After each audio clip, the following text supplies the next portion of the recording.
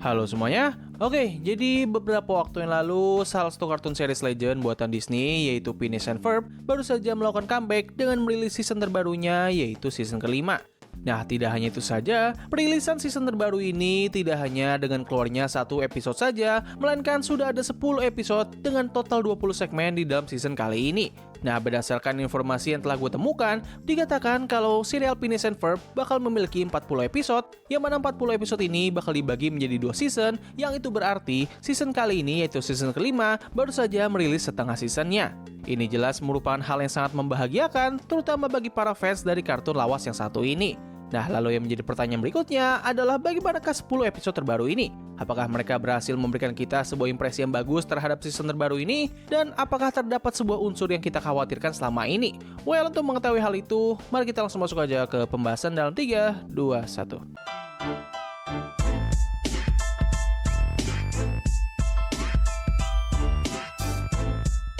Sedikit recap buat kalian yang nggak tahu soal kartun ini, jadi Phineas and Ferb sendiri merupakan salah satu kartun legend buatan Disney yang menceritakan dua saudara tiri yang bernama Phineas dan Ferb, di mana mereka berdua selalu membuat berbagai penemuan dan ciptaan di luar akal sehat untuk bisa meluangkan waktu liburan musim panas mereka.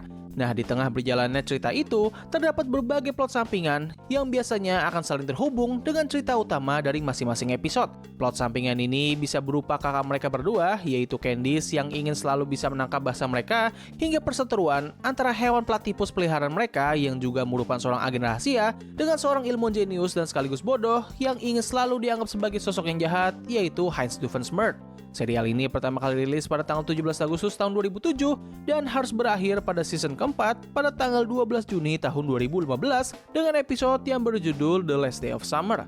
Nah, meskipun terdapat 2 episode tambahan lainnya yang rilis setelah episode itu, namun tetap saja episode tersebut masih dianggap sebagai penutup dari kartun legendaris ini. Nah, walaupun serial ini telah dinyatakan tamat, tetapi Disney tidak sepenuhnya membiarkan animasi ini beristirahat dengan tenang. Mereka masih memiliki wewenang dan sekaligus keinginan besar untuk terus bisa mendapatkan cuan tambahan dari animasi ini. Hal ini bisa dilihat dengan perilisan film terbarunya yaitu Candice Against the Universe yang rilis 5 tahun sejak episode terakhir dari kartun ini rilis. Tidak hanya itu saja, animasi buatan Disney lainnya yang berjudul Milo Murphy Slow yang mana animasi ini juga sama-sama dibuat oleh kreator yang sama yang membuat Phineas and Ferb malah menghadirkan beberapa karakter penting dari serial tersebut. Mungkin dikarenakan ini semua masih terasa belum cukup dan Disney telah gagal dalam mempertahankan tren yang dibuat oleh Gravity Falls, mereka pun akhirnya melakukan kerjasama kembali dengan kreator dari kedua animasi itu, yaitu Dan Pavenmeier dan juga Jeff Swampy Mars untuk kembali melanjutkan serial tersukses mereka. Pada akhirnya, proyek animasi ini diumumkan pada tahun 2023 dan 2 tahun kemudian, season terbaru dari serial Phineas and Ferb yaitu season kelima akhirnya rilis juga. Nah, setelah melihat background dari animasi ini, sekarang kita masuk ke pembahasan berikutnya. Bagaimanakah isi dari episode yang tersedia saat ini? Well, pertama-tama kita mulai dulu dari kekhawatiran banyak orang, yaitu kehadiran unsur woke atau pelangi. Bisa gue katakan kalau 10 episode pertama dari season kali ini itu bebas dari unsur-unsur tersebut. Yes, kalian gak salah dengar. Di sepanjang gue menonton 10 episode pertama ini, gue bener-bener gak menemukan adanya unsur pelangi ataupun hal-hal yang berhubungan dengan woke agenda. Jadi ya, buat kalian yang khawatir akan keberadaan dari itu semua, kalian tenang saja, ini kartun bener-bener bersih banget kok. Paling ya, kalaupun ada, itu artinya gue nggak menotis hal itu karena mereka menyelipkannya dengan sangat-sangat minimalis, yang mana buat gue itu adalah hal yang lumayan mendingan lah gitu daripada mereka jor-joran menunjukkan aspek tersebut. Ya meskipun lebih baik nggak usah ada sih ya. Nah, kalau dari segi cerita, buat gue season terbaru ini masih mempertahankan format cerita yang sama seperti season-season sebelumnya.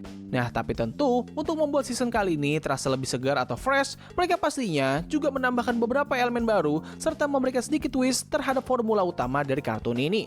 Salah satu contoh tersebut bisa kita lihat pada episode pertama, di mana segmen pertama dari episode ini memiliki jalan cerita yang sama persis seperti episode-episode Phineas and Ferb pada umumnya.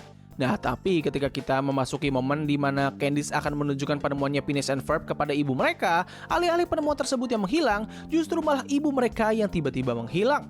Kejadian ini langsung merubah tone dari episode tersebut dari yang sebelumnya memiliki nuansa yang sangat ceria dan juga fun, seketika berubah menjadi rasa tegang dan juga kepanikan. Cerita dari episode ini berhasil memberikan gua sebuah kejutan dan juga impresi yang positif terhadap season terbaru dari animasi ini. Hal ini juga sekaligus membuat episode ini menjadi salah satu episode spesial yang cukup menarik serta menjadi episode pembuka season yang sangat-sangat bagus. Nah, selain episode barusan, ada juga beberapa episode lainnya yang memiliki cerita yang cukup tidak terduga hingga bahkan masuk ke tahap yang sangat gila. Contoh pertama, bisa gue ambil pada episode ke-6 segmen kedua, di mana cerita dari segmen ini lebih berfokus kepada karakter Isabella dan grup pramukanya. Menurut gue, segmen ini memiliki premis yang sangat menarik dengan eksekusi yang cukup gila dan terkesan agak dewasa. Nah, tapi sayangnya, ending dari segmen ini sedikit membuat gue kecewa karena mereka telah melewatkan satu potensi yang sangat besar. Gue awalnya berpikir kalau segmen ini bakal memiliki konklusi yang lebih mature dengan melibatkan unsur politik, yang mana ini bisa menjadi sebuah media pembelajaran yang baik untuk penonton anak-anak dalam mengajarkan topik tersebut. Ya, harapan gue segmen ini bisa memiliki cerita yang sama seperti salah satu episode dari kartun Clarence di mana mereka menyinggung mengenai tema ekonomi atau lebih spesifiknya adalah soal inflasi. Tapi ya, seperti yang gue katakan sebelumnya, segmen ini memiliki ending yang klasik ala kartun Phineas and Ferb dengan akhir yang cukup ceria dan juga penyelesaian masalah yang lebih ke arah komedi. Contoh lain bakal gue ambil pada episode berikutnya, yaitu episode ke-7 segmen pertama, di mana episode ini membawa kembali salah satu momen yang sangat sas dari season sebelumnya, yaitu karakter Buford memiliki sebuah cetakan seukuran manusia untuk karakter Candice. Nah, di segmen terbaru ini terungkap bahwa ternyata Buford menggunakan cetakan itu untuk membuat berbagai kostum manusia tanpa alasan yang begitu jelas. Tidak hanya itu saja, cetakan tersebut ternyata juga memiliki bentuk yang lain, bahkan sepertinya ia memiliki semua bentuk cetakan dari orang-orang yang ia kenal. Mendengar apa yang sudah gue jabarkan barusan, seharusnya kalian sudah bisa mengertilah betapa absurd dan gilanya episode ini. Hal ini bakal menjadi semakin kacau lagi apabila kalian memiliki pemikiran yang sangat liar di mana semua hal yang ditunjukkan pada segmen ini bisa ditafsirkan ke arah yang sangat-sangat gelap dan juga disturbing. Something's gonna go wrong. Got any more in here? Nah, selain memberikan twist dan juga nuansa yang sangat berbeda, season ini juga membawakan beberapa throwback lainnya yang ada di cerita pendahulunya. Salah satu cerita yang paling gue suka adalah bagaimana mereka memberikan episode khusus terhadap sahabatnya Candice, yaitu Stacy. Nah, jadi buat kalian yang nggak tahu, pada season keempat, Stacy akhirnya menjadi satu-satunya karakter yang mengetahui soal identitasnya Perry dan pikirannya tidak dihapus. Nah, plot cerita ini ternyata dibawakan kembali dalam episode ke-6, di mana kita ditunjukkan dengan karakter Perry yang sedang bermain video game bersama dengan Stacy sebelum ia menjalankan misinya. Momen singkat ini menjadi bukti bahwa tidak hanya Stacy mengetahui rahasianya Perry saja, namun sepertinya ia juga cukup sering dalam menghabiskan waktu bersama dengannya. Tidak hanya itu saja, di episode berikutnya, Stacy juga mendapatkan episode khusus di mana ia berusaha untuk membantu Perry dalam menjalankan salah satu misinya. Episode ini benar-benar menarik banget dan sekaligus memberikan pendalaman yang sangat bagus terhadap karakter Stacy. Selain itu, ada juga sebuah plot sampingan kecil yang berfokus pada hubungan antara Vanessa dan juga anaknya Mayor Monogram yang gue lupa namanya. Jujur aja, ini merupakan salah satu plot cerita yang gue harap mereka bisa eksplor lebih dalam lagi di season kali ini, karena gue sangat penasaran apakah mereka berdua bakal terus menjalin hubungan atau terpaksa harus kandas di tengah jalan. Kalau andaikan mereka masih terus berhubungan sampai semua seasonnya selesai, maka ada kemungkinan cerita dari episode Act Your Age merupakan sebuah skenario atau angan-angan saja dan tidak canon atau memiliki hubungan dengan keseluruhan cerita dari serial animasi ini. Sebenarnya masih ada banyak lagi throwback dari season kali ini, namun gue hanya bisa menyebutkan segini saja untuk bisa mempersingkat waktu. Nah, kalau dari segi lelucon, season kali ini masih memiliki bentuk lelucon yang sama persis seperti season terdahulunya. Nah, walaupun masih sama persis, tetapi ada beberapa jokes dari season kali ini yang cukup menghibur hingga bahkan bisa membuat gue tersenyum dan tertawa. Untuk animasinya pun juga hampir tidak jauh berbeda dengan season terdahulunya dengan tampilan yang lebih detail dan juga lebih kontras. Tidak hanya itu saja, gue merasa kalau animasi dari season kali ini terasa lebih ekspresif, namun tidak sampai di tahap yang over sama seperti SpongeBob ataupun Upin dan Ipin. Kalau dari segi scoring, ya bisa dibilang season ini masih mampu menghadirkan berbagai macam lagu yang sangat enak untuk didengar, walaupun gue masih belum menemukan satupun lagu yang sangat ikonik. Nah, tapi kalau misalnya harus dipilih manakah lagu yang paling gue suka dari season kali ini, well, gue bakal memilih lagu yang ada di episode ke-6 segmen pertama, di mana lagu tersebut seperti memberikan nuansa lagu jadul, namun dengan lirik ala lagu-lagu Phineas and Ferb yang terkadang agak random dan juga absurd. Nah, hal terakhir yang mau gue singgung dari season terbaru ini adalah pendekatannya terhadap dunia modern. Seperti yang kita tahu, Phineas and Ferb merupakan kartun yang rilis pada tahun 2010-an ke bawah, yang mana nuansa dari kartun tersebut menyesuaikan dengan era dari animasi ini ketika masih mengudara.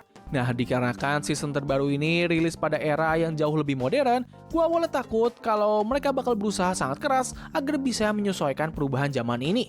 Alasan kenapa hal ini membuat gue khawatir adalah karena perubahan zaman ini terkadang tidak cocok terhadap beberapa kartun. Ambil contoh, beberapa episode terbaru dari kartun Family Guy kini cukup sering dalam membawakan isu ataupun lelucon di dunia modern, namun dengan eksekusi yang sangat buruk dan seringkali membuat gue merasa cringe. Nah, untungnya hal ini tidak begitu dirasakan oleh season terbaru dari kartun Phineas and Ferb. Alasan hal ini bisa terjadi adalah karena mereka jarang sekali memberikan reference ataupun menyinggung mengenai hal-hal yang berhubungan dengan zaman sekarang. Hal ini pun membuat season terbaru dari kartun ini seperti hampir tidak jauh berbeda dengan season sebelumnya, yang mana jarak antara season ini dengan season sebelumnya hanya sekitar 1 tahun saja. Ya, meskipun ada beberapa momen di mana mereka menyinggung mengenai hal-hal yang lebih modern dari season terdahulunya, tapi untungnya itu semua dibawa dengan cukup rapih dan gak terkesan memaksa. Overall, ini merupakan season kelanjutan yang sangat solid dan gue sangat menikmati kartun ini. Memang gue harus akui bahwa ini merupakan bagian dari cash grab yang dilakukan oleh Disney, tapi setidaknya mereka melakukan hal ini dengan cukup niat dan juga bijak. Mereka masih memberikan kebebasan terhadap Dan Pfaffenmeyer dan juga Jeff Swampy Mars untuk bisa membawakan kembali salah satu kartun legend ini ke zaman yang lebih modern. Jujur aja, gue awalnya agak pesimis dengan kembalinya kartun ini karena setelah melihat beberapa project yang dibuat oleh Dan Pfaffenmeyer sebelumnya, gue gak memiliki ekspektasi yang besar terhadap season terbaru ini. Nah, tapi setelah menonton keseluruhan episode yang tersedia saat ini, gue seketika menjadi cukup penasaran dengan hal baru apa saja yang bakal mereka bawakan di season terbaru ini. Apakah ceritanya bakal lebih absurd, atau mereka bakal merubah format cerita dari animasi ini dari yang sebelumnya episodik kini menjadi continuity atau story based dengan cerita yang lebih dewasa dan juga serius. Nah, jadi mungkin cukup sekian dari video gue kali ini. Tulis pendapat kalian mengenai season terbaru dari kartun ini di kolom komentar di bawah. Apakah kalian suka atau tidak? Tulis pendapat kalian. Jadi terima kasih atas waktu yang telah kalian luangkan untuk menonton video gue. Gue undur diri, sampai ketemu lagi di video selanjutnya. Bye!